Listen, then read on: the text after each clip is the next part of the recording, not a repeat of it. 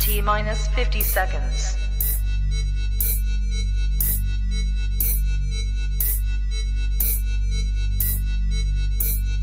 T minus 40 seconds.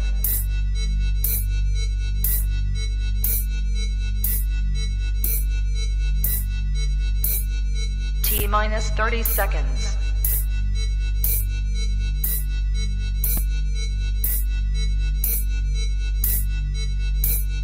T minus 20 seconds.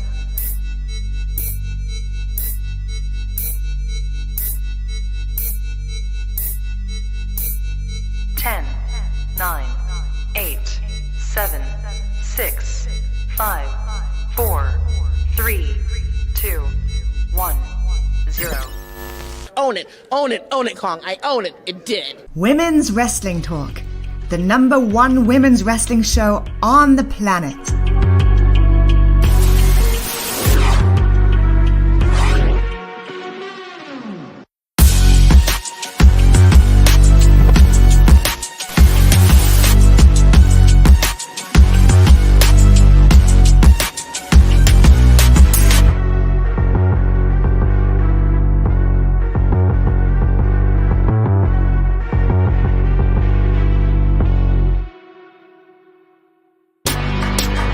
Women's Wrestling Talk, the #1 women's wrestling show on the planet. On the planet. No, this is not Turnbuckle Glam yet. That will be in 3 more hours. This is actually New Japan Pro Wrestling Battle in the Valley recap show. It is. This is we've done something like this over this here. Is wild. It is. Al was actually at the show. She was. So as much as she can, she's going to, give her experience of everything that happened last night. Obviously, with Mercedes and KAIRI being the only thing that we got for the women, we'll spend a bulk of our time talking about that. We're kind of gonna run through the men for the most part, but I'm sure if you watch any of our shows, you know where we will make some pit stops when it comes to the men. You might get a versus tonight between Santana and Al. So I'm excited.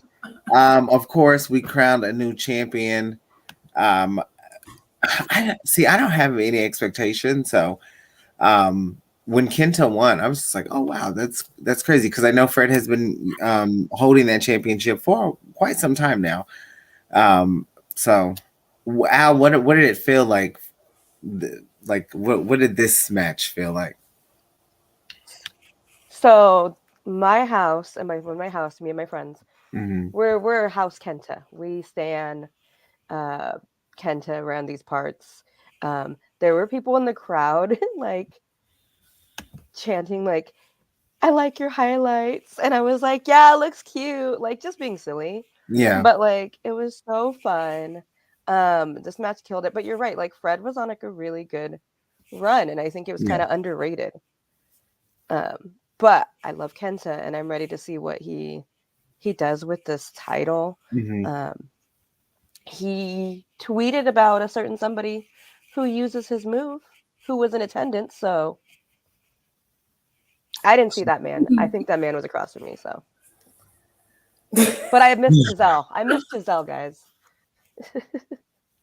You didn't see Giselle. I didn't see Giselle. I saw the picture and I said, "Is that Giselle?" And I was like, "Wait, that is." Yeah. It was cool. It was good. It was a lot of people in attendance. We'll get to that a little later too. But yes, congratulations to Kenda. Child, the Detroit City boys, who I'm not a big fan of. As you know, on Impact, I can't stand Alex Shelley, and I enjoy him getting the shit beat out of him by WCWC. But of course, they get the victory. Jesus Christ. I keep forgetting that they're holding those Impact titles and the New Japan titles. Yeah. They need to lose. because I love West Coast Wrecking Crew. Yeah. Like, ever since they have wrestled here, I've seen them on the indies from 50 people to New Japan. I love these guys. I've interviewed Royce. Like, they're the coolest dudes. Yeah. I love them. They're so, again, another underrated tag team. I say that's my favorite tag team is West Coast Wrecking Crew. Gear, big strong boys. Like, what else do you want in a tag team? They held strong down, so I wanted them to win. Yeah. But this match was great. They killed it. Like, they went against legends. Like, I know you don't like them, but you can still say, I mean, Motor City Machine they're are definitely iconic tag team. So yeah, no, they are. They're just I have a genuine beef with Alex Shelley more on PW Revolver than anything, because if you watch him on PW Revolver, he's not the same. They were literally walking behind me across the street when I was leaving, and I didn't know. And my friend was like, "Look behind you," and I didn't want to just fully turn. Them and Bobby Fish. It was so stupid. I love Bobby. We also saw Homicide really give up to Tom Lawler. I know you made a lot of people happy. I don't also remember Homicide for, of course, LAX. Those are my guys in like TNA Impact. I loved LAX, honey. I wanted to be a part so bad. I really did. But, I had the chance to see Homicide for the first time in my life at NWA's Hard Times 3. Mm-hmm. And he is an interesting person. He is so hilarious. He is such a troll in various different ways. And the whole ending of this, of him flipping off everybody as he's trying to be choked out, is fucking hilarious. It's like, yeah, I may have given up, but fuck y'all. Like, disgusting. It's awful. This was crazy. This did not feel New Japan to me. It was crazy. Like, the door, the foot. No, not the. I hated the foot. No. Stabbing this man in the foot. It's wild. It's like GCW. And then of course Zach. It was. I said GCW was in LA. Zack Sabre Jr. did defend and retain his title against Clark Connors. This is a very interesting match. We were ending the post show for Elimination Chamber as soon as this match got on. And obviously we're not going in the order that the show went, but because I honestly forgot the order because I was too busy actually watching it. I did not. I don't like a lot of this is about to be out of order because of the fact that I don't remember what match went where because I was just watching. I was there. I forgot that I was supposed to I don't know. But we also had to wait 40 minutes before there's technical issues. So. And the chaos that was going on with hello, Stephanie, our very own Stephanie Hardy, also the founder, and she does just so much amazing things on the Hardy Wrestling Podcast as well. So make sure you check her out. A lot of women's wrestling talk hosts are man. I mean, Emily was on the interview with Mercedes, so big ups to her. It's crazy, But yes, running around all night. Good for her, Emily. Good for you. Killed it. I saw her briefly. She was like, and I was like, oh, you got a crazy night. Go, go, go. And then after this match, how about the Zag Zone? Yeah. Hold on. I know we're going to talk about. Are we talking about this in Turnbuckle Glam? Because Clark Connors came out. The fit. Are you kidding me? If you can get me the pictures, then I'll put it on there. I tried to get a good one on my phone. I'm gonna have to go find it because I was living. It was Orville Peck. It was Hangman Page takes some notes. Good for you, Clark. Good for you, Clark. This is what a cowboy is supposed to look like. Oh, Jesus. I had really no opinions on Clark until I saw the fringe, Yeah. Gets me with the fringe. Great match. Now this is something that me and myself and Santana are really excited about. Jet being someone who we've seen on Battle Slam and someone who's just really, truly amazing talent, tagging with Kushida, he wants a piece of the pie. Was this a surprise, like, for the crowd? Or was this kind of just like... Yeah, no, I think everyone was like, oh, and also because like where I was, like, I was, if you saw my shots, like I was kind of, they had to come out farther for me to see, but I'm sure like if you're on the other side, you saw them, they're like, oh, because then you're like, okay, and we saw them at the beginning in the opening match, and they did so good, and like that match was wild, and then we're like, okay, I see you, this TV championship, we're like, yeah, everyone was very into it. But I think we're also resting because this was right before the real main event. Obviously. And now the match that Al is talking about, obviously, a 8-man tag team match with some amazing competitors. I'm not gonna butcher everybody's name, but I'm just gonna shout out to the to the Impact crew, Josh Alexander, and of course Kushida. Now Rocky Romero has also been in Impact too. Stephanie. Don't disrespect Rocky. She said, I've never seen him before. Last night, he's hot. Jet is really, I'm not going to say too much, but Jet is Jet is, he's an aura. Like, that man is a whole aura amongst himself. And speaking of Jet, Santana took, if not the best photo ever in life of Jet. He has it pinned on his page. If you go, Jet with 2 T's, 2 with the number, Fly, I think with 2 Y's, I'm not sure, but you'll see it. But yeah, crazy match. And then I don't know, I didn't like how, like, at the end of the match, it was like Rocky Romero was kind of just like on the outskirts, and then Josh was damn near like feeding for his life. Yeah, like what? No team, no coordination, just nothing. It did get off the rails at the end. It also kind of, like, when you saw a little bit of an interaction between Josh and Kushida, basically gearing up for the Multiverse United match happening for WrestleMania weekend that is sold out. And Nikki will be there. I will. It was a nice way to get this interaction with them. Yes. Before they have the match in WrestleMania, where Nikki will magically put me in the trunk of the plane. Yes. And I will, in spirit, be there because I won't necessarily be there at WrestleMania this year. It's gonna be a very interesting night. Obviously, I personally think that let's just get to the match. Obviously, I think for a lot of people, this was probably the match of the night. Outside of what happened with Okada and outside of what happens with Mercedes, of course. Eddie Kingston, AEW's filthy rat, versus Jay White. Versus Jay White. Al, we know how much you love. But if anything, this would be a good old episode of women's wrestling talk to the ring with Santana, with, of course, Nikki Bougie at ringside versus Al. AEW versus Impact Wrestling. I mean, what can you say? Like, honestly, y'all, like, I have to, like, I don't care who goes first.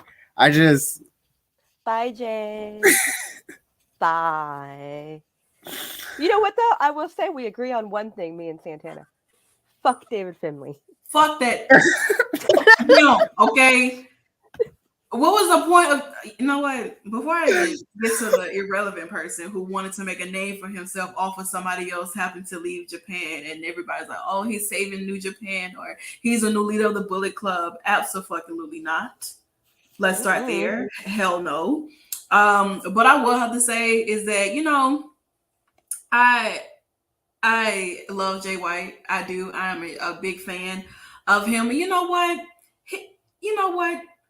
He already lost the loser league for, you know, in Japan once before, but having another one with Eddie, I mean, I don't really know exactly what significance this really brought upon to for it to be another one. But I mean, listen, if that just means that, you know what, this is the end of Jay White being in New Japan, then that's fine. This man sold out Madison Square Garden. He's been a household name over in New Japan for a very, very, very, very long time.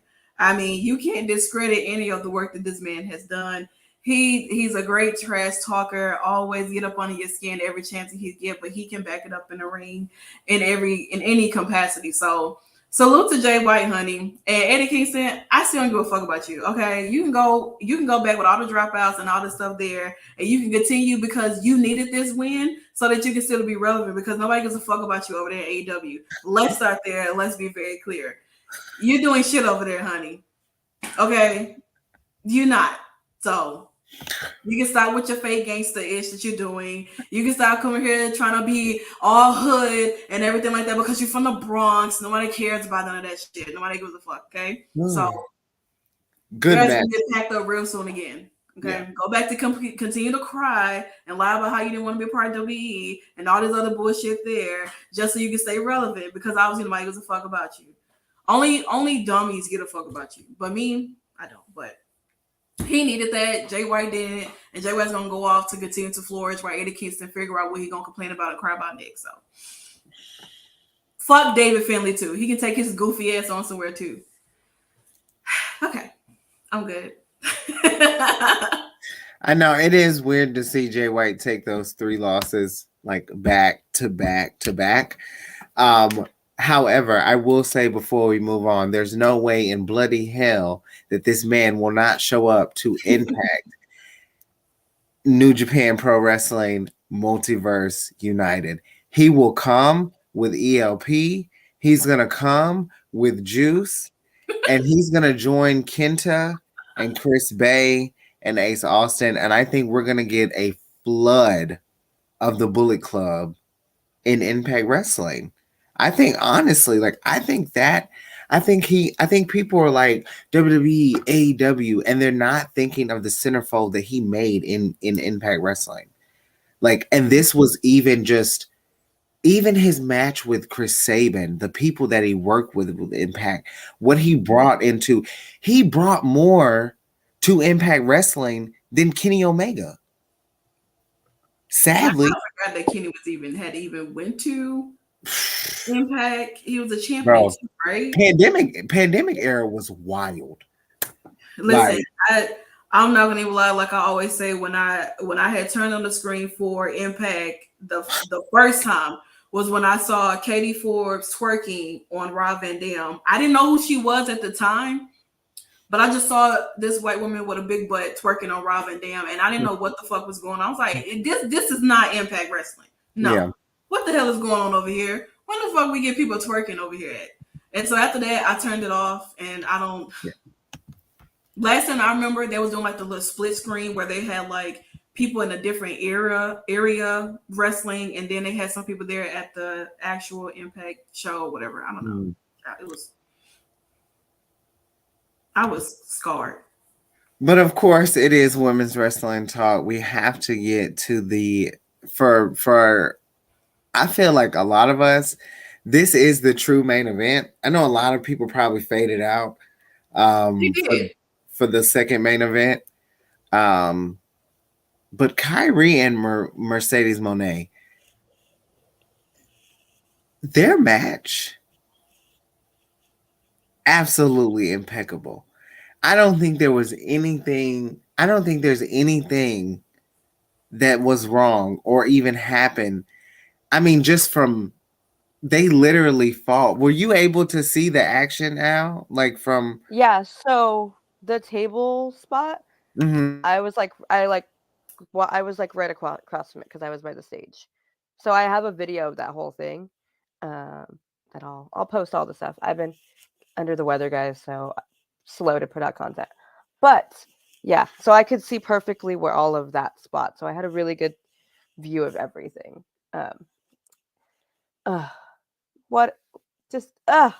This entrance, this gear, I cried. Like, the energy in that room was wild, you guys. Like, the minute we knew it was time, it was over. And then I just heard my friend screamed Hana, and I was like, oh, because I was filming, and then I saw it, and then I started crying again. Like you could see in the video I posted earlier, the real beautiful, beautiful, perfect. Yeah. Looks amazing. And the match, like the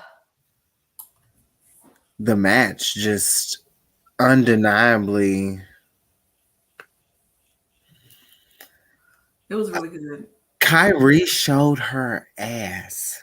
Mm-hmm. She really, and this is nothing to take away from Mercedes, of course, because we all know Mercedes is going to show up. She could wrestle a damn trash bag, but I haven't seen KAIRI wrestle a thorough match in so long, and just to see them go crazy, they really just killed it. And of course, we see Bayley. Like no one was even like moving. They were like, "We're gonna respect Bayley enough because she might like kick our ass." The match was great. I didn't even know she was there till afterwards, till people posted this, because I guess they were literally across the way from me. It was like she was there, she was screaming. It was like she was acting as if she was gonna go down there and be the ref during the match and all this. And I was like, I can't imagine, And I mean, like this moment right here, like this is like real friendship that you have with someone who comes out and literally supports you through everything. Your first title over here in New Japan Stardom, and everything like that. And honestly, this was a big moment for her. I don't think anyone really doubted that she would not win. Yeah. But I think it's more so about the match itself and having these two women who came from a different company, so even though, KAIRI was at Stardom first and then moved over to Dodie and then going back and rebranding, rebuilding herself up over there. Yeah. And then, you have Mercedes who've always wanted to wrestle in Japan and things like that, finally being able to live out her dream, and if you guys haven't caught the documentary, it was really good as well, too, and everything. And I mean, I watched that documentary 8 times. Like I'm so addicted, and I'm glad that they did that because it made me appreciate it 10 times more than I feel like if people did not watch the documentary before the match, it's not gonna hit the same. Like if you rewatch the documentary and then go rewatch the match, there is just something impeccable about what this woman has done to change the landscape of wrestling, like forever. Like it's crazy. It's a beautiful moment, and a sight to see and stuff like that for a lot of people who maybe, we're only here just to see her in this match and then click off. Things like that. But it's more so the fact that she came out and paid tribute to a woman who was absolutely amazing in Stardom, and for certain circumstances, things happen and stuff like that. But to do something like this for her, I think that's absolutely amazing. Her winning this title is absolutely amazing. Wherever she chooses to do and things like that, and how things align for her, I think that is great.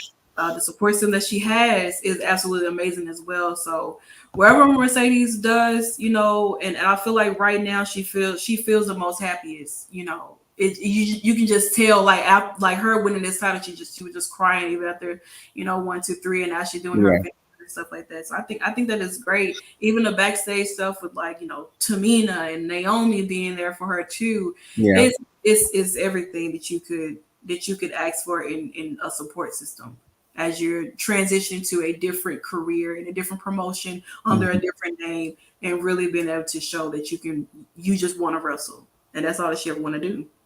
Yeah, and at the end of the day, this is still competition. So March 30th, Los Angeles Global Theater. I am expecting. I said expecting that, so that's not a prediction. That's a spoiler. I'm expecting Mercedes Mone to come to Impact New Japan Pro Wrestling Multiverse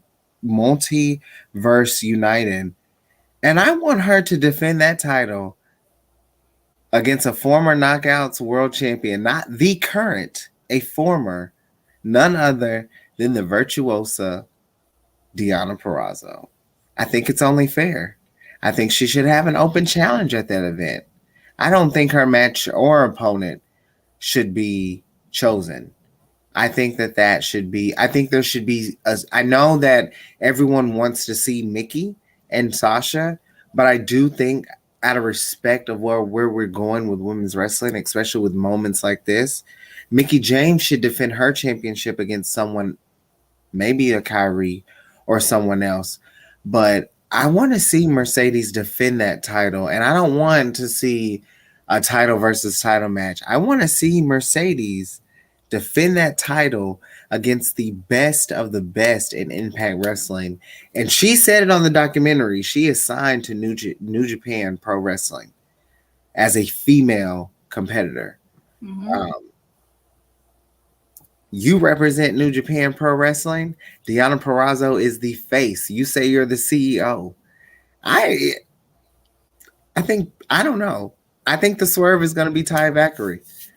But there's no doubt in my mind that Mercedes Mone won't be involved in this. This is a sold out event in Los Angeles with the promotion that she is newly signed to. She said, and we'll get into that a little later with Okada, she said she is the moneymaker. Mm-hmm. So, but speaking of that amazing support system, of course, Bayley and Mercedes in the back. It's the money outfit Bayley's wearing for me. With the money Come bag. on. It's so cute. It's so cute. It's so cute. The love. Tamina and Trinity as well. But in our main event, of course, Okada versus Tanahashi. I can never say his name, honey. Tanahashi, honey. Just call him Tana. Y'all call him Tana. Short. Yeah. But yes, they beat the living hell out of each other, really. Mm-hmm.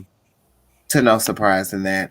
But at the end, we get another appearance. I know y'all was not expecting that out. No, people were already leaving. I saw people just leave. And I'm the kind of person that stays till the lights turn up. You know what I mean? Like, they're gone. Like, everybody until they start moving the ring. Yeah. Then I'm gonna because I'm like waiting. So we're like, okay. And then we heard the music and we're like, I'm sorry, what? Because that was not what we were expecting. Yeah. The same for those who are only watching the pay-per-view for Mercedes, and then once her match was over, they clicked off, and everybody waking up, oh my God, I clicked off as soon as her match was over and I missed this. This is what happens when you come to a different promotion and you only like the person, you only here to see one person's match. Yeah. You don't stay to the credits. You don't even know she could have came out somewhere else. So now you gotta watch it from social media because y'all only here for one person. Yeah. This is what happens. Okada was giving us a beautiful little speech because he's learning English and we love to see it. We love to see it. So proud of him. I hope he got his In and Out. He loves In and Out. I was looking for him because we went to In and Out after. But this was so shocking because then she's like, we should team up. And I was like, who you gonna fight? Who they gonna fight? I want to Kenny and Riho.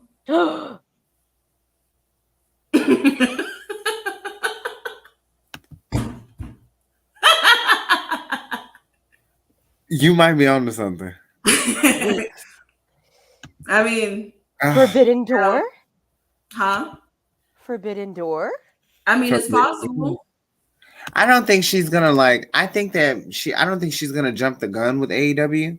No. But I do think obviously she's the IWGP champion. Come on now. I'm sure it's gonna be defended in AEW sooner or later. She could pop up March 5th. Who knows? They were saying it should be her versus Door. They were saying it should be like her versus Jamie Hayter. That's the graphic that I've been seeing. I'm sorry. Like her versus Jamie Hayter. It could be her versus Britt. I'm sorry, or but it could be her versus Saraya. Jamie, I feel like Jamie is going to manhandle Mercedes. Yeah, but that's why we like Mercedes because she will die. She will die. Anytime we see Mercedes or Sasha be manhandled, flopping around. We've seen her be thrown. We literally watched Charlotte versus Sasha in Hell in a Cell, and how Charlotte was flinging her ass around. True, and but I she mean, was like, selling that shit too. She's a very close combat kind of person too. Jamie Hayter has.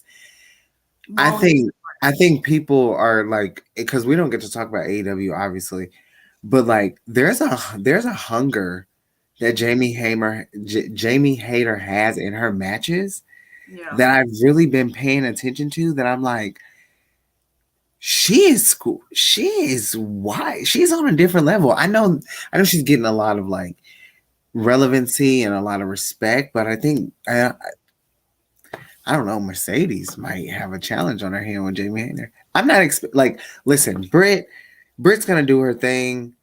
I want I need her to go see Deonna, because you're in the world now and you're in the field of technical wrestling, and Deonna Purrazzo is one of the best technical wrestlers undeniably right now. Giselle Shaw was watching you, Mercedes, so you better be careful with that. It's gonna be the matchups that she's about to give people are gonna be very, very legendary. And I don't think Ty Valkyrie or Deonna or Mickie James or some of the girls in AEW, I don't think they're far on that list. And I think time is really ticking, because this girl, she says she's on a tour. She told everybody to line up. Yep. To be honest, so it's just all about where her next stop is going to be, and what she plans on doing. For the time being and stuff. She's gonna be out here collecting titles and stuff, or what she's gonna be doing. It's so stuck in my head. It's how can you not? But yes, here at Women's Wrestling Talk, we are very. What an image of image. I was gonna say that image of Okada and Sasha just looks fake. Like that looks like not a real photo. Even when I was in the building, I looked back at my pictures and video, and I was like, "That's real life." He's like, "This got to be like it's just so wild. It's like a fever dream. Like I know I'm getting over a cold, but like, no, that's real. That's her in the ring with Okada. Whew. Can you believe it? Can you believe it? Mercedes Mone has changed the game of wrestling as we know it. But that is the show, you guys. We are going to bounce for a little while, give you guys a break, and then we'll come back with Nikki Bella Says I Do. And then after that, we're going to Al, if you want to join, you're more than welcome. We'll start that at 8 p.m. Central, which is 6 p.m. your time for Nikki Bella Says I Do. And then we also have Turnbuckle Lamb immediately after. So make sure you stay tuned to the network, y'all. Y'all really locked in today. We thank you for the love and support, of course. And yeah. Y'all have any last things from Battle in the Valley? Fuck Eddie Kingston. Y'all bitches on my bucket list. So what y'all is? First of all, to be able to witness Jay White get beaten by that man, it's a beautiful, beautiful thing for me. Everyone thought, and I said, no, sir, this man is not gonna win. I was the only one just yelling, just the joy, the cackle I let out. Santana would have punched me in the face. You have no idea. I would have literally had to be in the middle. I'm gonna get an Alan German suplex. I was about to be on. Y'all. But again, keep following. My favorite moment in Battle in the Valley for me was seeing Jet honestly just be able to conquer. There were so many, just the representation that we're getting. That's not just, Japanese wrestling. We're getting Black women and Black men during Black History Month in New Japan Pro Wrestling, and it's so amazing to see. Money. We gotta get that. Gotta get it. But yes, it is so amazing to watch, and Mercedes continues continues to make history. We'll go over a lot of her looks in Turnbuckle Limb. So I can't wait for you to see that as well. But you guys, ciao for now. Women's Wrestling Talk, the number one women's wrestling show on the planet. Ciao. Women's Wrestling Talk, the number one women's wrestling show on the planet.